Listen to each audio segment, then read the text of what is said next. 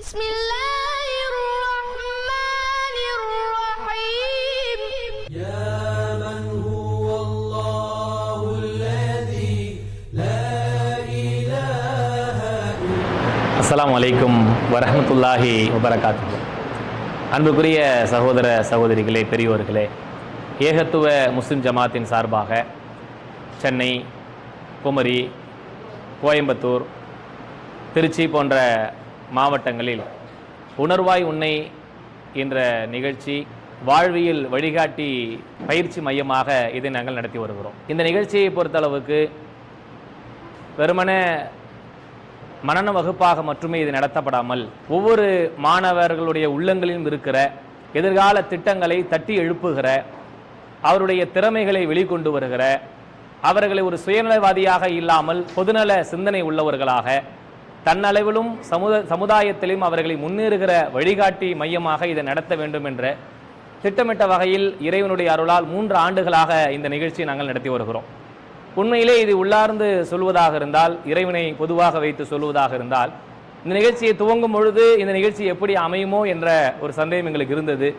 ஆனால் இந்த 3 ஆண்டு காலமாக இந்த நிகழ்ச்சியை நடத்த இது இன்னும் எங்களுக்கு ஆர்வத்தையும், இந்த பிள்ளைகளுடைய உள்ளங்களிலிருந்து வெளிப்படுகிற செய்திகளும் அவருடைய செயல்பாடுகளும் இந்த சமூகத்தில் ஏதானும் ஒரு மாற்றத்தை நிச்சயமாக நம்மால் ஏற்படுத்த முடியும் என்ற ஒரு தன்னம்பிக்கையும் தைரியத்தையும் இந்த நிகழ்ச்சி எங்களுக்கு தருகிறது.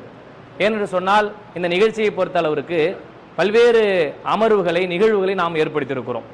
உதாரணத்திற்கு சொல்வதாக இருந்தால், அவர்களை உளவியல் ரீதியாக பயிற்சி அளிக்கிற, தன்னில் உள்ள திறமையை வெளிக்கொண்டு வருகிற, நம்மால் சாதிக்க முடியும், நம்மால் ஜெயிக்க முடியும், நம்மிடத்திலே அல்லாஹ் திறமையை தந்திருக்கிறான் என்பதை அவரிடத்திலே கேட்கும் பொழுது, நான் பெரிய ஒரு இன்ஜினியராக, டாக்டராக, IAS ஆக, IPS ஆக, அட்வொகேட்டாக, நீதிபதியாக, சமூகத்திலே நான் ஒரு பெரிய சாதனையாளராக வர வேண்டும் என்று அவர்கள் உள்ளார்ந்து வெளிப்படுத்துகிற செய்தியை பார்க்கிறோம்.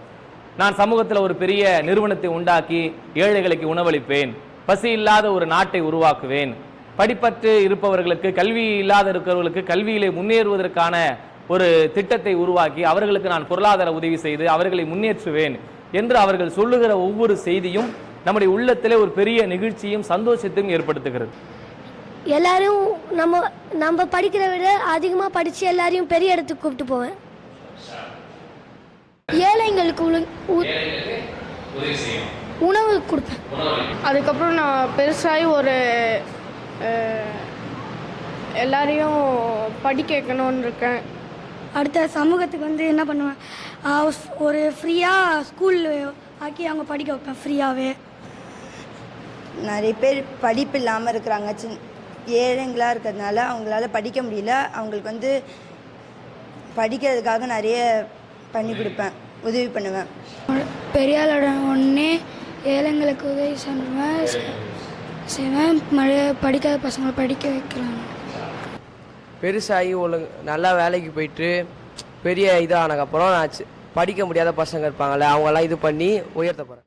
அது மட்டும் இல்லாமல் அவர்களை தனக்கு ஏற்படுகிற பிரச்சனைகளை கையாளுகிற, சூழ்நிலையை கையாளுகிற முறை, ஒவ்வொரு பிரச்சனை ஏற்படும் பொழுதும் ஒரு மனிதன் நொடிஞ்சி முடங்கி தன் வாழ்க்கையில் அவ்வளவுதான் நம்ம தோத்துட்டோம் அப்படின்னு உட்காராம எழுந்து நிற்க முடியும், நம்மால் ஜெயிக்க முடியும் என்று சூழ்நிலைகளை கையாளுகிற வகுப்புகளையும் அவர்கள் நடத்துகிறோம். அந்த சூழ்நிலையில் அவர்கள் சொல்லுகிற விதம், நாங்கள் எப்படியெல்லாம் ஜெயிப்போம், அந்த சூழ்நிலை நாங்கள் எப்படி கையாளுவோம், ஒரு தோல்வி அடைஞ்சிட்டாலும் சரி, தேர்வுகளாக இருக்கட்டும், ஒரு வியாபாரமாக இருக்கட்டும், ஒரு நிறுவனமாக இருக்கட்டும், அந்த நேரங்கள் நாங்கள் எப்படி அதை நாங்கள் ஜெயித்து முன்னேறுவோம் அப்படின்னு சொல்லி அவர்களாக சொல்லுகிற, இஸ்லாம் சொல்லுகிற அறிவுரைகளையும் போதனைகளையும் நாம் பிறகு அவர்களுக்கு சொல்வதற்கு முன்பாகவே அவர்கள் எப்படி எதிர்கொள்ள வேண்டும் என்பதை அவர்களும் உணர்ந்து சொல்லுகிற, ஒரு 10 வயசு, 12 வயசு, 15 வயசுல அவர்களுக்கு ஏற்படுற சிந்தனை, இதுவே ஒரு 30-40 வயசுல இன்னும் ஒரு விரிவாக, இன்னும் ஆழமாக, அகலமாக அவர்கள் தெரிஞ்சு கொள்கிற வாய்ப்பும் இன்ஷா அல்லாஹ் இறைவன் அவருக்கு தருவான்.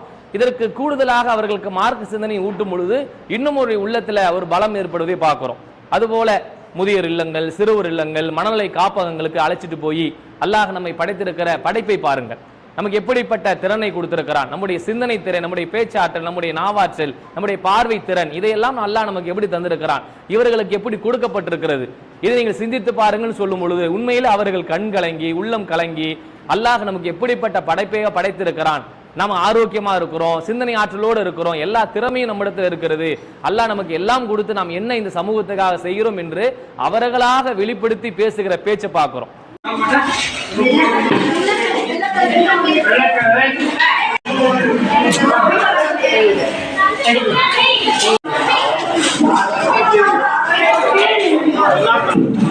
அப்போ இதெல்லாம் அந்த சிந்தனைகள் நேரடியாக களத்திலே போய் பெற்ற தாயையும் தந்தையும் இப்படி அனாதையை விட்டுட்டாங்களே, நம்ம சமூகத்தை இப்படி செஞ்சிடக்கூடாது, இது பெரும் பாவம், இஸ்லாத்துல தடை செய்யப்பட்ட பெரும் குற்றங்கள்ல ஒன்னாக இருக்கிறது அப்படின்றத கண்கூடாக அவங்க போய் பார்க்கும் பொழுது அதை உணர்றாங்க.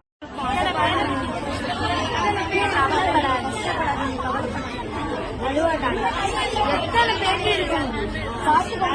பேட்டி இருக்காங்கன்னு பாத்துக்கோங்க. தைரியமா இருக்கு, வருஷம் வருவாங்க.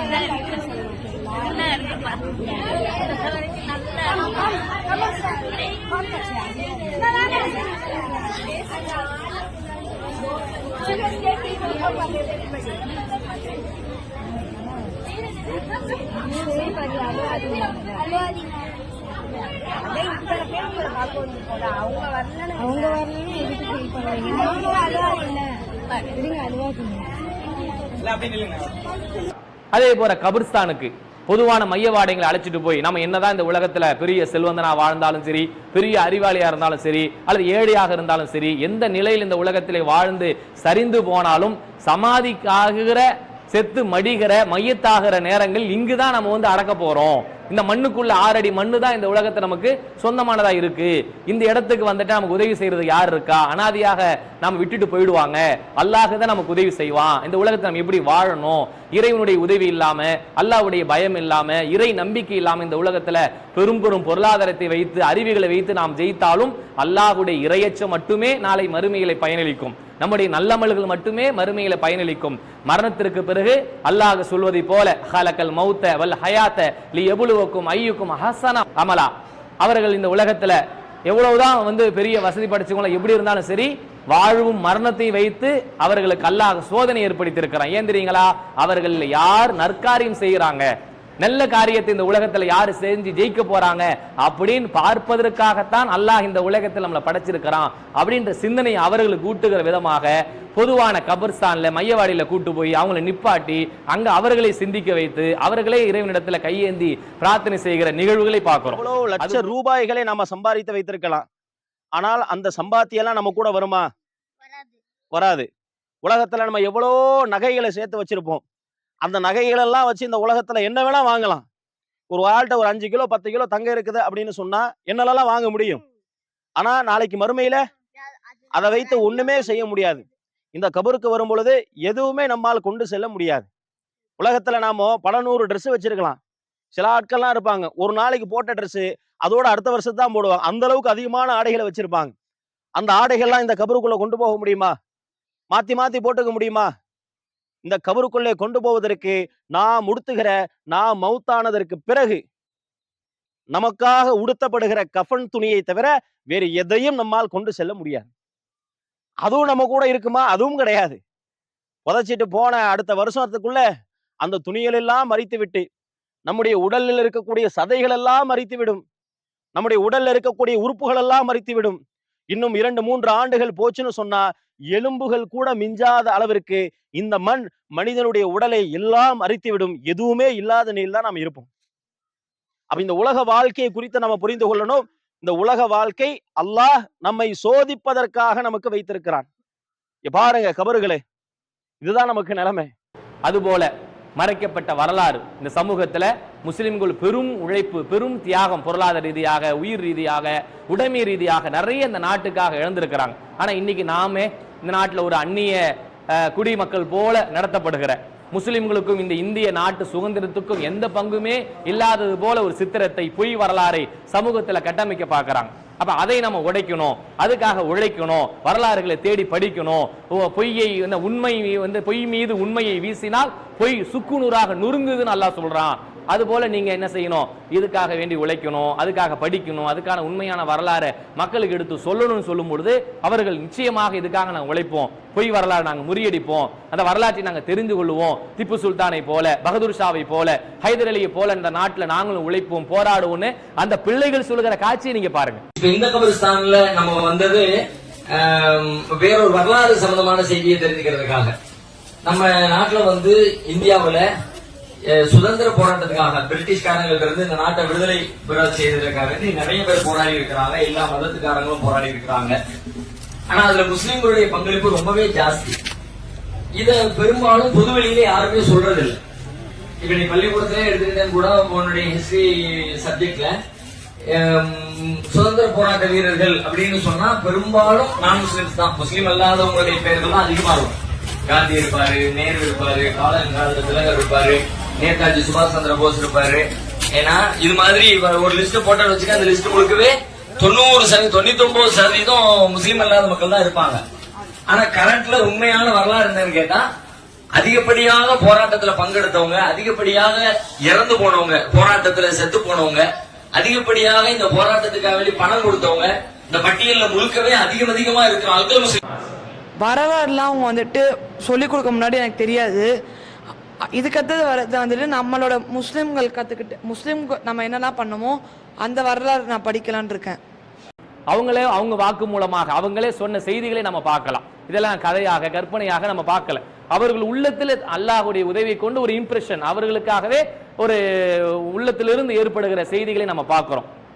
அதுபோல ஒழுக்கமாக இந்த உலகத்தில் எப்படி வாழணும், இறைவன் நம்ம ஏன் படைச்சிருக்கிறான், படைச்சது நோக்கம் என்ன, ஏதோ இந்த உலகத்துல பிறந்தோம், வாழ்ந்தோம், சாப்பிட்டோம், செத்தோம் அப்படின்னு வாழாம வாழுகிற வாழ்க்கை என்பது ஒரு அர்த்தமான வாழ்க்கையாக, ஒரு அற்புதமான வாழ்க்கையாக முன்மாதிரியாக கொண்ட நபிகள் நாயகம் ஸல்லல்லாஹு அலைஹி வஸல்லம் அவர்களை உயிரிலும் மேலான ஒரு இறை தூதராக நாம் ஏற்றுக்கொண்டிருக்கிறோம். அந்த இறை தூதரை வாழ்க்கை எப்படி இருந்தது, நம்முடைய வாழ்க்கை எப்படி இருக்கிறது, நாம் முன்னேற வேண்டும் என்றால் இறைவன் படைத்தோடைய நோக்கத்தை நாம் புரிந்து அதுபோல இந்த உலகத்திலே வாழ வேண்டும் என்ற திட்டத்தின் அடிப்படையில் அவங்களுக்கு அந்த நோக்கத்தை அவர்களுக்கு தெளிவுபடுத்தும் போது அதை அவர்கள் உள்வாங்கிக் கொள்கிற விதங்களை பார்க்கிறோம். இது போன்ற பல்வேறு வகையில அவருடைய திறமைகளையும் மார்க்கத்துடைய அறிவுகளையும் சிந்தனைகளையும் வெளிக்கொண்டு வருகிற எல்லா செய்திகளும் இதற்குள்ளே இயன்ற அளவுக்கு இந்த 10 நாளில் அவர்களை தங்க வைத்து எந்த அளவுக்கு சொல்ல முடியுமோ அந்த அளவுக்கு அவர்களுக்கு இயன்ற அளவுக்கு சொல்லி இருக்கிறோம். அவர்கள் இதன் மூலமாக சமூகத்தில் ஒரு பெரிய ஆளுமை படைத்தவர்களாக, ஆளப்போகிறவர்களாக, திறமை படைத்தவர்களாக இருப்பார்கள் என்று நாங்கள் நம்புகிறோம். அவருடைய செயல்பாடை பார்த்து இதற்கு முழுமையான முன்மாதிரியான ஒத்துழைப்பை இன்ஷா அல்லாஹ் பெற்றோர்களாகிய நீங்கள் தான் அதற்கு வழங்க வேண்டும். நாங்கள் சொல்லிக் கொடுக்கிற இந்த 10 நாள் செய்திகள்ல அவர் உள்ளத்துல ஓரளவுக்கு போய் இருந்தாலும் அதை வளர்க்கிற, அதுக்கு தீனி போடுகிற, அது உண்மையாக அறுவடை செய்கிற வாய்ப்பும் வசதியும் இறையருளால் பெற்றோர்களாக இருக்கிற உங்களுக்கு தான் அல்லாஹ் வாரி வழங்கி இருக்கிறான். ஆகையால் அவர்கள் திறமை படைத்தவர்கள் தான், அவர்களால் ஜெயிக்க முடியும், வெல்ல முடியும் என்ற சிந்தனையை நாம் விதைத்திருக்கிறோம். அதை வளர்ப்பதும் அதை மரமாக்கி பெரிய விருட்சகமாக மாற்றி காயாக கனியாக அதை புசிக்கக்கூடிய வாய்ப்பை இறையருளால் நாம் அனைவரும் பெற்றிருக்கிறோம். அதில் குறிப்பாக பெற்றோர்களாக இருக்கிற உங்க பங்களிப்பு அதிகமாக இருப்பதனால் தங்களுடைய பிள்ளைகளுடைய திறமையை புரிந்து அவர்களை முன்னேற்றுவோம். இன்ஷா அல்லாஹ் இறை உதவியால் அவர்களையும் முன்னேற்றி இந்த சமூகத்தை முன்னேற்றுகிற ஒரு பெரும் பாக்கியத்தை நாம் அனைவரும் சேர்ந்து அறுவடை செய்வோம் என்று அல்லாஹ்வுடைய உதவி கொண்டு உங்களிடத்திலே கையேந்தி பிரார்த்திப்பதற்காக வேண்டி அன்பான ஒரு கோரிக்கையை முன்னிறுத்துகிறோம். ஜஸாக்கல்லாஹு ஹைரா. அஸ்ஸலாமு அலைக்கும் வரஹ்மத்துல்லாஹி வரகாத்துஹு.